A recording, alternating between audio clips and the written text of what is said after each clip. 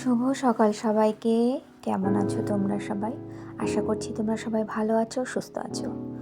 আজ হলো মঙ্গলবার। আমার আরও একটি নতুন ব্লগে তোমাদের সবাইকে স্বাগত জানাই।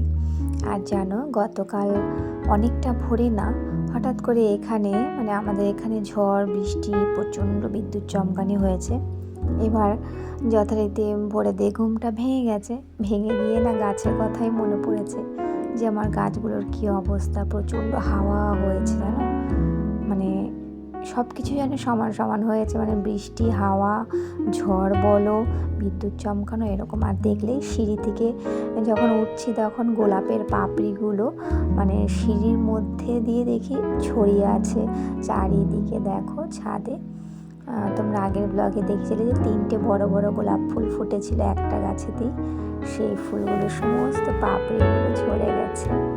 বন্ধুরা, আজকে আমার ভিডিওটা তোমাদের ভালো লাগলে প্লিজ একটা লাইক দিয়ে পুরো ভিডিওটা দেখা শুরু করো, কমেন্টে জানিও, শেয়ার করে দিও, আর প্লিজ আমার চ্যানেলটি সাবস্ক্রাইব করে আমার পাশে থেকো।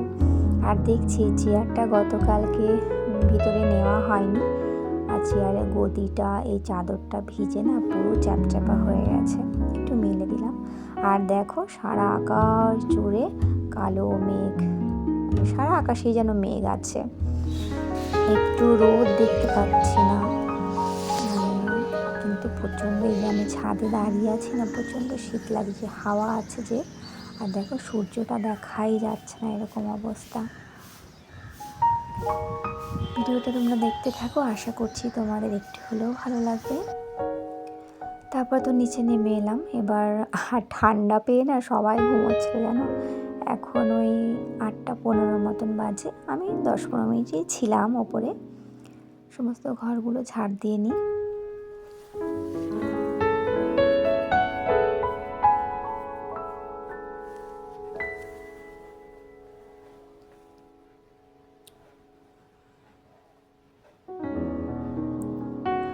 সমস্ত কাজগুলো একে একে করে নেব। আর আমি জানো ঘরগুলো ঝাড় দিচ্ছি। এবার আমাদের ঘরের বাইরে, গেটের বাইরে দেখি 3জন বসে আছে, আওয়াজ দিচ্ছে, ঘোরাঘুরি করছে। 3জনকে তোমরা একটু বাদেই দেখতে পাবে, চুপচাপ বসে আছে। এদের এখন বেশি একটা দেখতে পাই না, কোথায় যায় কে জানে। অথচ প্রত্যেক দিনই এরা আসবে গেটের কাছে, গেটটা একটু আওয়াজ করবে, কত কিছু করে এখানে এসে। আর আজকে আবার দেখছি এরা রয়েছে, এখানেই রয়েছে, চুপ করে শুয়ে আছে 3জনে। তা আমি আবার ওদের একজনকে বললাম, দাঁড়া আমি আসছি, ঘরটা ঝাড় দিয়ে তারপর ওদেরকে খেতে দেব।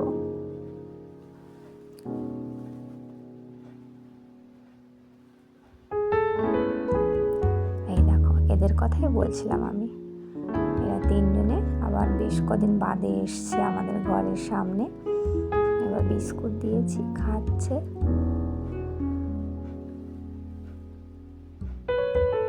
এসে এরকম আমাকে দেখলেই হলো, একবার যদি একটু দেখতে পায় না, এখানেই দাঁড়িয়ে থাকে জানো তো, সহজে যাবে না যতক্ষণ না আমি খেতে দেব। যাই হোক, সকালবেলা আর তো ভিডিও করা হয়নি, অফ ক্যামেরায় অনেকগুলো কাজ করে নিয়েছি। এবার তো রান্নাবান্না শুরু করেছি।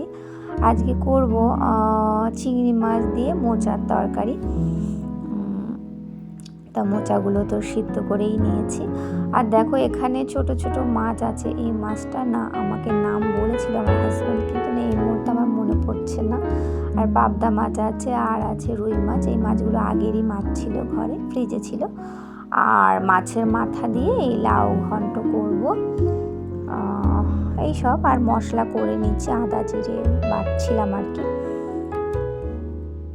দেখো মোচা চিংড়িটা হয়ে গেছে। আমি এখন একটু সামান্য গরম মশলা গুঁড়ো আর একটু ঘি দিয়ে নামিয়ে নেব। আর যেন মোচাটা কিন্তু আগের দিনও খেয়েছি, মানে অনেকটা বড় মোচা এনেছিল। এবার দেখলাম, আগের দিন দেখলাম যে অনেক হয়ে যাচ্ছে, আমি কিছুটা তুলে ফ্রিজে রেখে দিয়েছিলাম, সেই বাদবাকিটুকুই এখন করছি। আর আজকে না অনেকগুলো রান্না আছে জানো তো, আজকে দেখো না। আর এই দেখো সর্ষে পোস্ত দিয়ে পাবদা মাছটাও হয়ে গেল। আর সর্ষে পোস্ত দিয়ে এটা করা হয়, আর মিষ্টি বাবা খেতেও পছন্দ করে। আর রুই মাছটা এটা আমি আর মেয়ে খাবো ঠিক করেছি, পাবদা মাছ খাবো না। আর হ্যাঁ, কিছু মাছ তুলে রেখে দিয়েছি, ওই ছোট মাছ পাবদা মাছ এগুলো আছে তোলা। আর দেখো লাউ ঘন্টটা হয়ে গেল। মাছের মাথা তো 2 টুকরো ছিল, মাছের মাথাটা একটু কম হয়ে গেল, ধনেপাতা দিয়ে দিয়েছি, হয়ে গেছে তরকারিটা।